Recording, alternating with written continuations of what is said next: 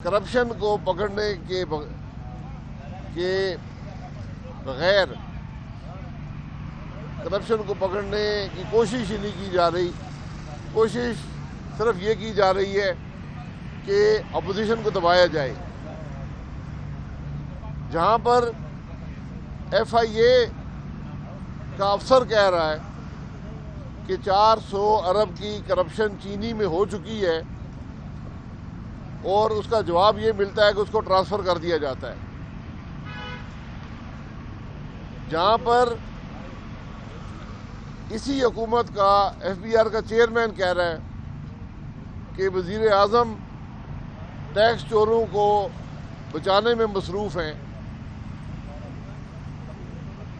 جہاں پر اسی حکومت کا مشیر برائے صحت کہہ رہا ہے کہ حکومت پہلے بھی کووڈ کے کیسوں کو چھپاتی رہی اور آج بھی چھپا رہی ہے. جہاں پر حکومت کے حالات یہ ہوں وہاں آپ کون سے انصاف کی توقع کریں گے؟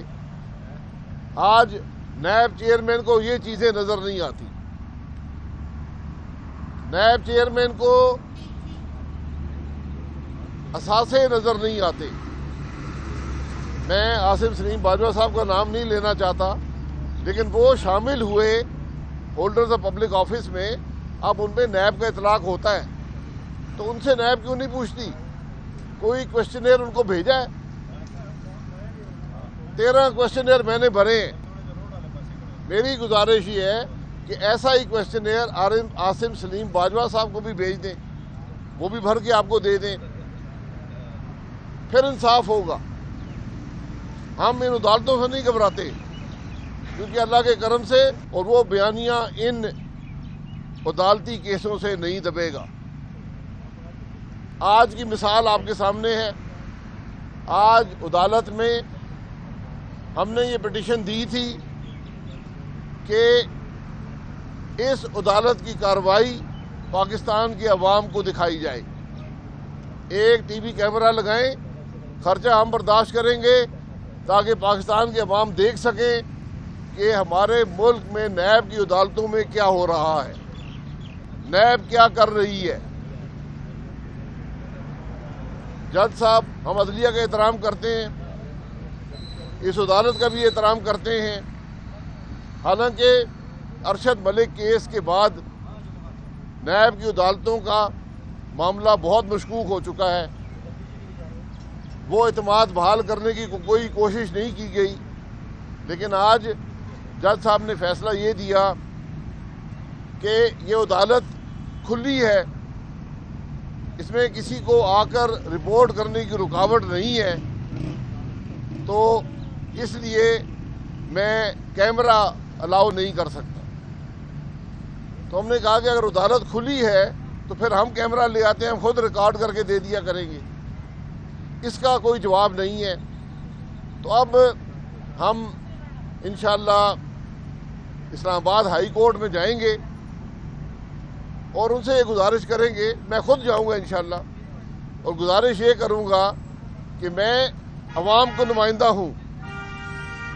آپ نے میرے خلاف جو مقدمہ بنایا ہے وہ عوام کی نمائندہ ہونے کی بنیاد پہ ہے. نیب کا اطلاق عوام کے نمائندوں پر ہوتا ہے, کسی جج پر نہیں ہوتا, کسی جرنیل پر نہیں ہوتا, کسی بزنس مین پر نہیں ہوتا, کسی بیوروکریٹ پر نہیں ہوتا, صرف عوام کے نمائندوں پر ہوتا ہے. تو عوام کے نمائندے کا یہ حق ہے کہ جو آپ نے الزام لگایا ہے اس پر, جو آپ اس کو ٹرائل کر رہے ہیں, وہ پاکستان کے عوام کی دیکھ سکیں. اس میں کیوں حکومت گھبراتی ہے؟ اس میں کیوں عدلیہ گھبراتی ہے؟ اس میں کیوں نیب گھبراتا ہے؟ ہماری ڈیمانڈ ہے, ہم کہتے ہیں کہ ہم عوام کے نمائندے ہیں, ہمارا ٹرائل عوام کے سامنے کریں اگر ہمت ہے تو. اگر چوری چھپانی ہے تو پھر جو آپ کر رہے ہیں وہ آپ کو مبارک ہو. لیکن میں یہ بھی ضرور کہوں گا کہ جو آپ نے یہ یک طرفہ انصاف کا نظام شروع کیا ہے یہ نہیں چلے گا، یہ نہیں چلتا۔ یہ بدنصیبی ہے ملک کی کہ آج عوام اس نظام پر ان کا اعتماد مکمل طور پہ اٹھ گیا ہے۔ لوگ ہنستے ہیں، آپ یقین کریں عدالت میں جو لوگ بیٹھے ہوئے ہنستے ہیں کہ اس ملک میں ہو کیا رہا ہے۔ بہرحال آپ 26 صفحے کی چارج شیٹ ہمیں دی گئی، اس کیس میں مجھے دی گئی 26 صفحے کی چارج شیٹ، اس کے 64 نکات ہیں۔ میں نے کوئی 10 وکلاء سے مشورہ کیا ہے، انہوں نے کہا ہے کہ ہم نے زندگی میں 26 صفحے کی چارج شیٹ نہیں دیکھی ہے، ممکن نہیں ہے، ہوتی نہیں ہے۔ جو ریفرنس ہے وہ شاید ایک میں 10 صفحے ہیں، ایک میں 9 صفحے ہیں، چارج شیٹ 26 صفحے کی ہے۔ میں وکیل نہیں ہوں لیکن وکلاء کو پڑھایا تو وکلاء نے کہا کہ جناب جو 64 پوائنٹ ہیں اس کے اندر صرف پوائنٹ نمبر 63 جو ہے وہ چارج شیٹ ہے۔ یعنی ہم نے کیا جرم کیا ہے وہ صرف شک نمبر 63 میں ہے، باقی یہ سب آپ کی بےعزتی کرنے کے لیے، سیاستدانوں کی بےعزتی کرنے کے لیے یہ اس کے اندر یہ الزامات کی فہرست لگائی گئی ہے، اس کا کوئی تعلق اس کیس سے نہیں ہے۔ اس چارج شیٹ کا پہلا جو شک ہے وہ یہ ہے کہ آپ جو ہیں وہ اس ملک کے وزیر رہے ہیں، آپ اس ملک کے وزیر اعظم رہے ہیں اور آپ نے منسٹری آف پیٹرولیم کا نام بدل کے منسٹری آف انرجی کر دیا۔ یہ ہمارا پہلا جرم ہے اس چارج شیٹ کے مطابق۔ تو میں نے کہا یہ کون سے قانون کی خلاف ورزی ہوئی ہے یہ بتا دیں۔ کیا عوام کی ووٹ سے منتخب ہونا خلاف ورزی ہے؟ کیا وزیر ہونا خلاف ورزی ہے کسی قانون کی؟ کیا وزیر اعظم ہونا خلاف ورزی ہے؟ آج یہ مذاق ان عدالتوں میں ہو رہا ہے۔ 64 شکیں ہیں، 62 جو ہے وہ رام کہانیاں ہیں، صرف تضحیق کرنے کے لیے۔ بہت بڑا جرم ہو گیا ملک کے اندر۔ جو 63 نمبر ہے اس میں کوئی کرپشن کا چارج نہیں ہے۔ میں آج بھی چیئرمین نیب سے کہتا ہوں ہمت ہے تو ٹی وی پر آ جاؤ، آ کر عوام کو بتاؤ کون سی کرپشن ہوئی ہے۔ تمہارے چارج شیٹ میں تو یہ کام نہیں ہے۔ شرم کرنی چاہیے لوگوں کو جو قانون کو سمجھتے ہوئے بھی قانون کی خلاف ورزی کرتے ہیں۔ اور میں نے پہلے بھی کہا تھا اس ملک میں قانون بنے گا، اور یہ لوگ جو قانون کو مذاق سمجھتے ہیں، جو دوسروں کی تصدیق کرنا مذاق سمجھتے ہیں، یہ وہاں پر کٹہرے میں کھڑے ہوں گے۔ میں تو کہتا ہوں عوام کو دکھائیں، گھبراتے کیوں ہیں، ڈرتے کس بات سے ہیں؟ لگائیں ٹی وی کے کیمرے، دکھائیں عوام کو کہ کون سے چارجز آپ نے لگائے ہیں۔